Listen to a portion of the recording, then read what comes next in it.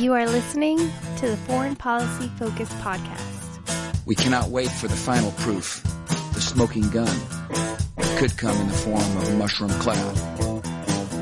Haven't you driven enough people from their homes already? Bulldoze their villages, seize their property and their laws. They had no part in making. Now working in Libya with friends and allies, we've demonstrated what collective action can achieve in the 21st century. Now the host of the show, Kyle Ansel. This is episode 294, the Foreign Policy Focus podcast. Very full show for everyone today. Hong Kong protest, U.S. economic war against Iran, and the deal France is trying to work out. A potential deal with the Taliban, Israel and Hezbollah trading fire, and then new escalations in the Yemen war. Help the show out by going to the Libertarian Institute, right-hand column of the homepage there. Find the show, click the share button. While you're there, check out all the other great content on that site, libertarianinstitute.org. I also write the daily news roundup there. If you're a new listener to the show, make sure you subscribe to it. Normally 3 shows a week, Monday, Wednesday, Friday, about a half hour in length, talking about current events. Way you get the most out of the shows by listening to every episode. Schedule been off of the last couple of weeks. I've had some things going on, mostly positive stuff that I'm excited about, and hopefully long term it means better content for all the listeners. Of course, check out antiwar.com, where I am the assistant opinion editor.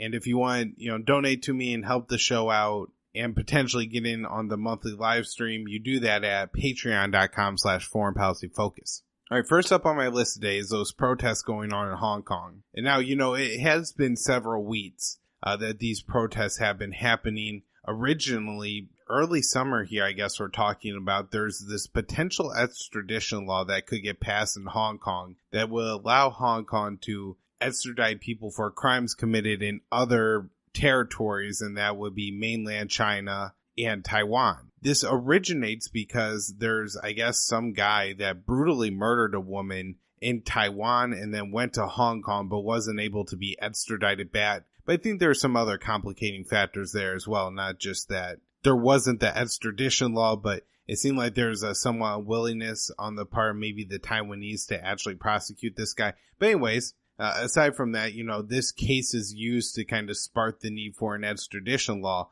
And Hong Kong, the people there, which is, larger than the city that people think it is. It's a much larger territory than that, but as a city, I think of like maybe 12 million people.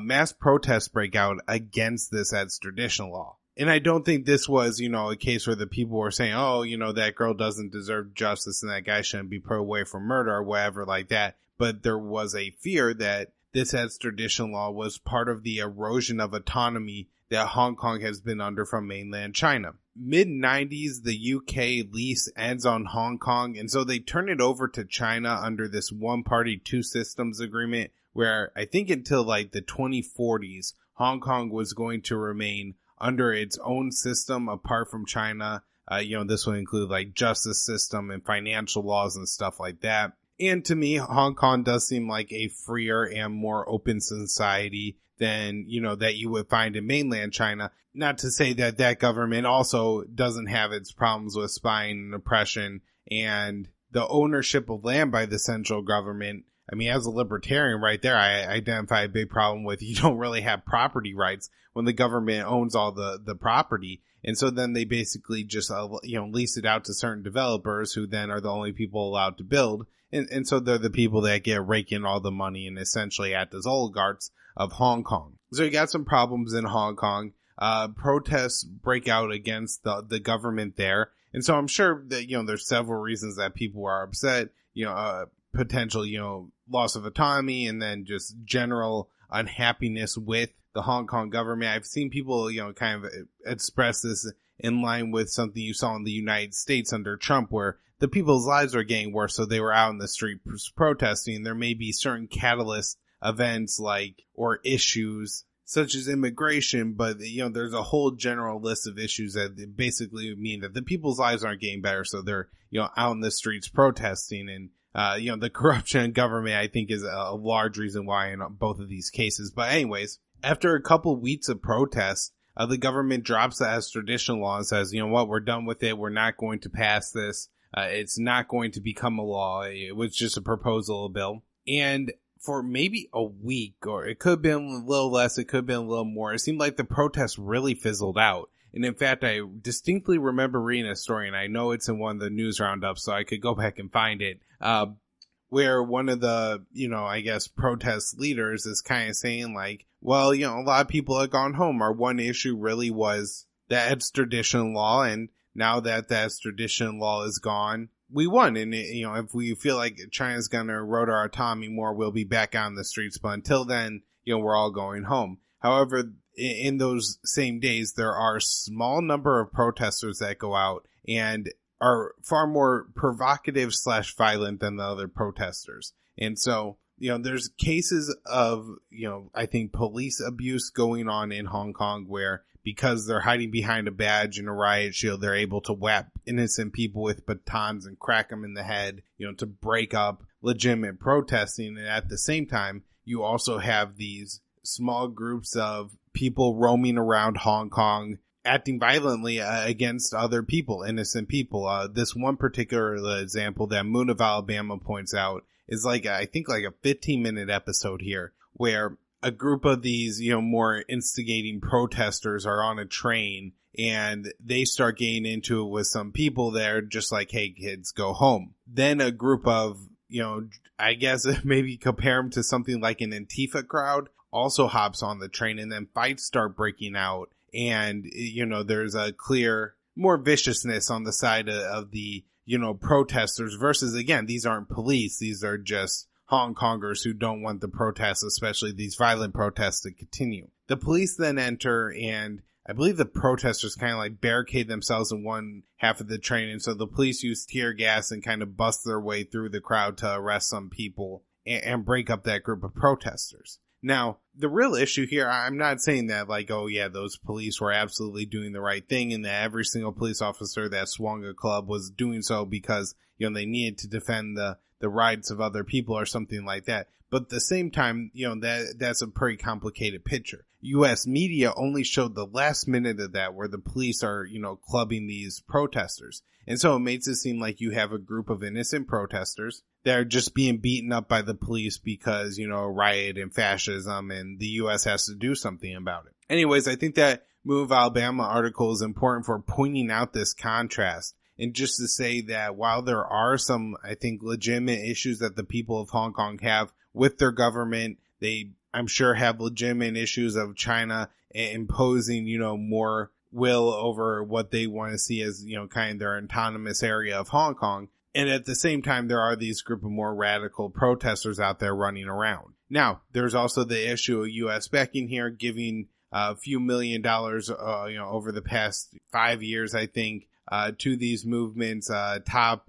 especially these younger kind of student-involved protest leaderships that seem to be, meeting with officials in Washington. This is very concerning to say the U.S., may be behind or encouraging, some of these protesters, especially the more provocative ones. All right, on Afghan peace deal. The rumor is now, or I guess the story is now, because it may just be what's happening, is the U.S. is going to pull 5,000, I believe 800 soldiers out of Afghanistan within the first 135 days of signing the peace agreement. And then some people are saying that's it for the U.S. drawdown, that we're going to leave 8,000 soldiers or so in Afghanistan for the foreseeable future. This is really confusing to me. I can't imagine that the Taliban would agree to something that allows so many foreign forces to stay in Afghanistan. I also saw this portrayed as this was phase 1 of the peace deal. And so that, could be a different, interesting kind of step. Let's say that the U.S. withdraw these soldiers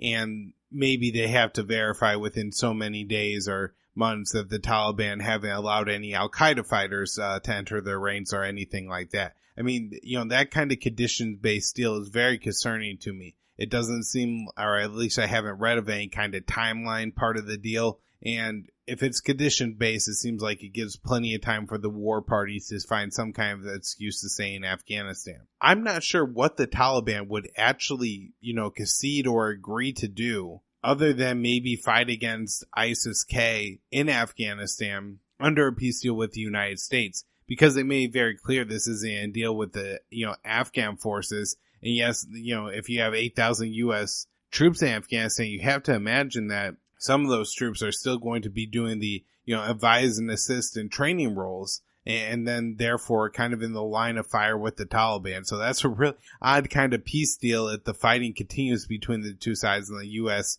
Just draws down to a few less forces than Trump came into power with. So my guess, is there's either more to this story in that this, first step of withdrawing 5,000 or so troops is part of a larger deal, or the current media reports are overselling the Taliban's willingness to be involved here. There was an attack in Kabul that the Taliban claimed responsibility for. Car bombing killed 5 people.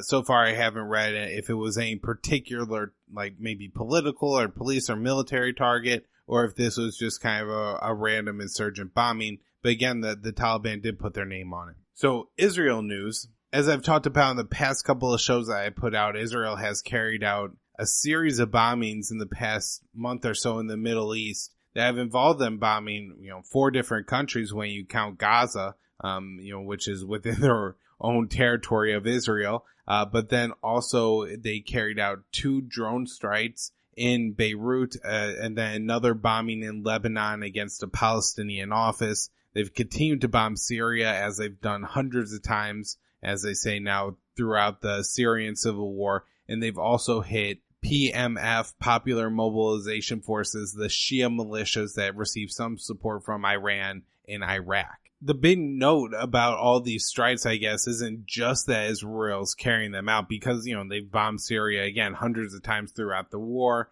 It's not like they, haven't bombed Iraq or, Syria before, or Lebanon before either, but that they're being very obvious that it's them and admitting to much more than Israel typically does with these kind of strikes. So, this is, I think, mostly seen as politics to do with the Israeli elections. I mean, I guess you would have to hope that Hezbollah and Iran are making the same calculations and thinking that once we get through these elections, now about 2 weeks away, I think September 17th, things will have to, kind of settle down and Israel will stop acting so violently. At the same time, I guess Hezbollah feels compelled to respond. There's a great article by Elijah Magnier that I'm going to link to in the show notes page, basically explaining the rules for how Israel and Lebanon and Hezbollah treat each other since the end of hostilities there in 2006.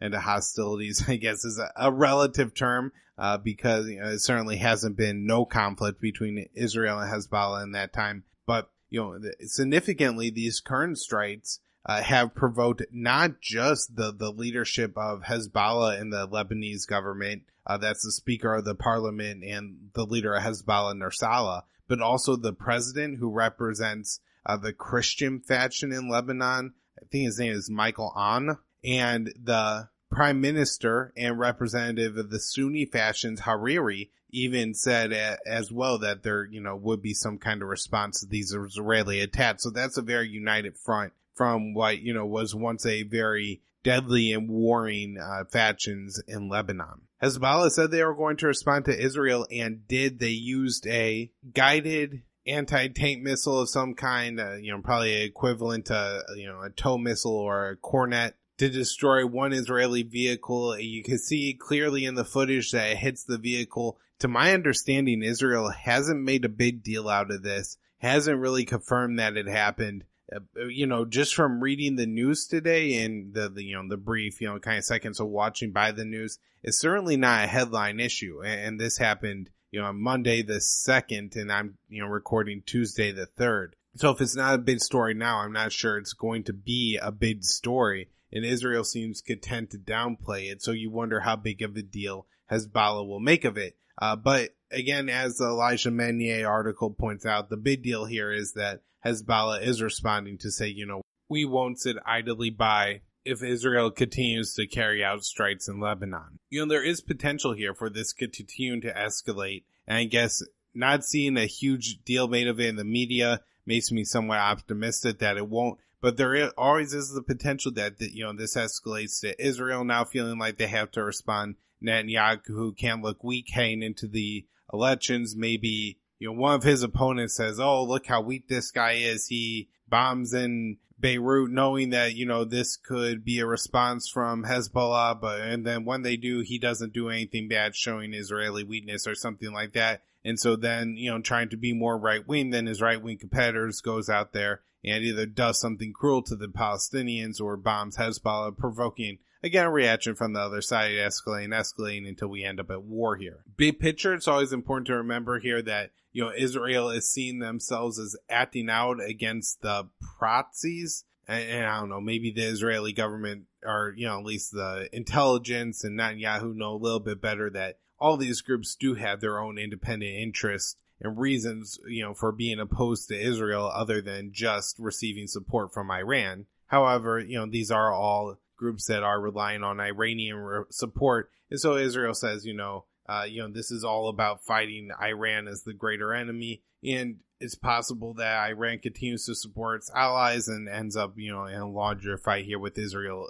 possibly as well. There's a really good article in Mondo Weiss highlighting some great activism that I think should be repeated. So I'll go ahead and talk about it. And that is taking Democratic representatives who I think rightfully kind of stand on this issue that say U.S. immigration enforcement shouldn't be putting children into, jail cells or cages or, any kind of cruel facility like that, and should, unless a parent committed a natural violent offense against somebody else, separating children from parents and all this kind of stuff. And so, they're saying like, hey, Representative Senator, you stand on this issue, right? We agree with you that this is really a horrible thing. And, you've been making such a big deal out of it. We think that you should look at the situation in Israel as well, where, very young children, maybe even pre-teens, are given jail sentences, detained and, tried in military courts and put in military juvenile prisons, which, I tell you, probably aren't very nice. And, probably a lot of abuse goes on in there for throwing stones at soldiers that, are occupying their territory and hurting them. Or sometimes, these children are completely innocent. They never throw stones, but, what kind of justice do you expect to get in a military court from an occupying force? And so they'll tell that, to the representatives, like, hey, shouldn't we be opposed to Israel jailing and separating families as well? And the representatives are kind of stuck saying, well, that is an issue. And then they say, well, so here's the thing. There's this bill we have right now, and because the U.S. gives Israel billions of dollars, I think I saw the number once at like $10 million a day or so, the U.S. gives Israel. And so saying, hey, unless they, stop this practice of detaining children, we have to cut this funding from them. So I think this is, really good activism and a powerful argument. I was kind of excited, and I thought the article was really good. So I'll link to that on the show notes page as well. One interesting thing that's happening in the Trump administration, and I'm not giving Trump credit for it in the way that I think he's doing it intentionally or anything, but I think this is one of the side effects and positive side effects of Trump, is he's so political that he's actually politicized the issue with the U.S. support for Israel and the Israeli treatment of the Palestinians. And of course, when I say Israel, I mean the Israeli government, Bibi Netanyahu, and all those right-wing nut jobs he surrounds them with, who believe that the Palestinians are somewhat like hordes of zombies who, if unleashed on the Israeli, society, they'll wreak havoc and destroy it and kill all the Jews. But, Trump has been very supportive of Israel. And so I think this has opened the door for all those Democrats who are constantly going on about how Trump always talks to dictators and how terrible that is. And look where he supports suppression and oppression in China and Russia and North Korea and all these terrible things. And being able to say, well, he's also really good friends with Netanyahu and Israel. And hey, look at what that guy's doing to the Palestinians. And then focusing all that attention to, hey, we got to separate the United States from Israel. And it isn't this great democracy in the Middle East where everybody's treated equally. And in fact, is an occupied state. All right, the next thing I want to talk about as part of the Trump administration is that there is this woman who I guess is in charge of placing sanctions on Iran in the Trump administration. And I'm going to try to pronounce her name, Sigal Mendelka. And I'll link to the article that Matt Blumenthal writes on her in the show notes page so you could get the spelling of her name and, learn about her. But essentially, she's very pro-Israel. And, there's rumors that she's an, Israeli citizen. That doesn't really matter. what matters is things that she said that, basically, the United States has to support Israel. Israel's an extremely important ally. We had to be concerned about the interests of Israel. And because Iran is opposed to Israel, the United States has to be opposed to Israel and fight for Israel. And so she has done that at her desk by imposing economic sanctions on Iran. So this is a woman who, nobody has probably ever heard of prior to Max Blumenthal writing this article. And, a few thousand people will read it and know, but the most part of American society will never learn her name or know about her. But yet she's directing and, it is Trump's economic war against Iran. I won't deny that. But, she's there pulling all the levers and the strings and really maneuvering this thing. And, we really on the show talked about how bad it's been for the Iranian people and how much more aggressive this economic war has been than U.S. policy in the past. So talking about Iran, France is still working to save the JCPOA, the Iranian nuclear deal. Iran has said that they're going to continue to withdraw from their commitments of the agreement. Earlier this summer, they had set a deadline. They had said that because the U.S. withdrew from this agreement and imposed sanctions on Iran, the European countries or the United States would have to find a way to rectify it, or else Iran would start to withdraw from their commitments to the deal. And a lot of the commitments to the deal called for imposing further restrictions and safeguards on Iran's civilian nuclear energy program than is required by any other country in the world. So things like, only enriching uranium up to 3.6% and only holding a certain amount of enriched uranium was something that Iran was willing to do when U.S. sanctions weren't in place. But once they were back in place, Iran said, well, this is hurting our economy. So, we got to turn more and crank up our civilian energy capabilities. So early in the summer, they, I think, brought it up to 4 or 5% and also broke the cap on the amount of enriched uranium they're supposed to have. In no way does this mean Iran is working towards a nuclear weapon. And everybody who says, oh, Iran is now closer to a bomb, well, no, they just have a more advanced civilian energy program. And, because there is, some dual use between a civilian and a weapons program, maybe they are a little bit closer to a weapon, but Iran has still expressed no interest in having one. So Iran now is saying that they're going to go up to 20% enrichment, which is, a big step, but I think it's still allowable within the non-proliferation treaty, which is what every other country in the world is subject to. On Thursday, if Europe doesn't work out some kind of deal, it seems the Iranians are searching for a $3 billion line of credit a month that I guess would allow them to bypass U.S. sanctions in order to sell that amount of oil on the world market and then receive money through that line of credit. I don't necessarily understand all the finances, but I guess, that's the play here. I'm sure there's going to be a lot of corruption involved in all of this. And so, rather than the Trump policy benefiting the Iranian people, it just adds, several other layers of government to be able to, funnel and steal the money that the Iranian state is selling on behalf of their people. Anyways, the French proposal, I guess, would give Iran a $15 billion line of the credit for the rest of the year. However, this is still, I guess, needs the U.S. approval because, they have to say that, yeah, we're definitely not going to hit any of these companies with sanctions if they get involved in this, or else nobody will get involved in this whole deal will be meaningless. So next show, I'll probably have an update on this if it went through, if it happened, and at what percent Iran is enriching uranium. Last up on today's show is Yemen, where the war there is still brutal, is still dragging on. But I just want to talk about the big new highlight, and that is Saudi Arabia is putting more troops in southern Yemen to fight against the UAE-backed forces, the separatist forces there. So I talked about these, two factions a lot on the show. You have the Hadi government allied with the Muslim Brotherhood backed by Saudi Arabia, and then the Southern Separatists. I think they're like kind of the leftover commies there, attempting to break Yemen into two again, have a southern Yemen, and they are backed by the UAE. Now, for most of the war, they fought on the same side, and of course, Saudi Arabia and UAE are, I think, known by most Americans as just countries that kind of have a joint foreign policy in line with the U.S. and the Middle East. But here now you do have a proxy war breaking out against Saudi Arabia, between Saudi Arabia and the UAE and Yemen. And so in one sense, this is very interesting and, some kind of dark irony here that for the entire war, they've been saying it's a proxy war between Saudi Arabia and Iran, which was not really true because the Houthis really weren't all that backed by Iran. and still the support is pretty minimal. The UAE and Saudi Arabia both bat their individuals factions in southern Yemen, far more extensively than Iran bats the Houthis in northern Yemen. I'm sure this means that the war against the Houthis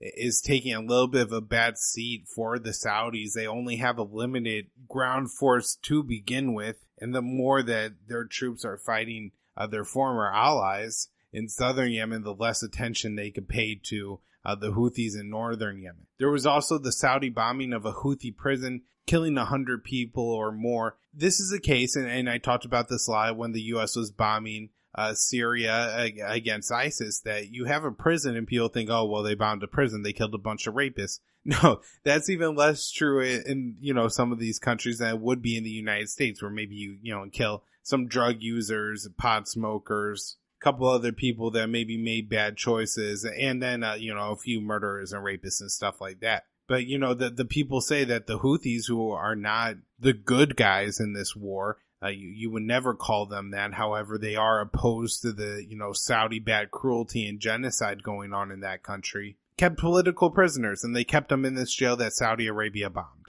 And so the Houthis are terrible for putting them in jail. And, kind of just like the rest of the war, the Saudis are that much worse for blowing them all to pieces and crushing them under the rubble of the jail. All right, gotta wrap up the show for today. Hope everybody's enjoying it. Make sure you share the show, libertarianinstitute.org. Twitter, I'm at KYAAALE. Check out antiwar.com. Checkpoint Asia also publishes my work, the show here. And then patreon.com/foreignpolicyfocus.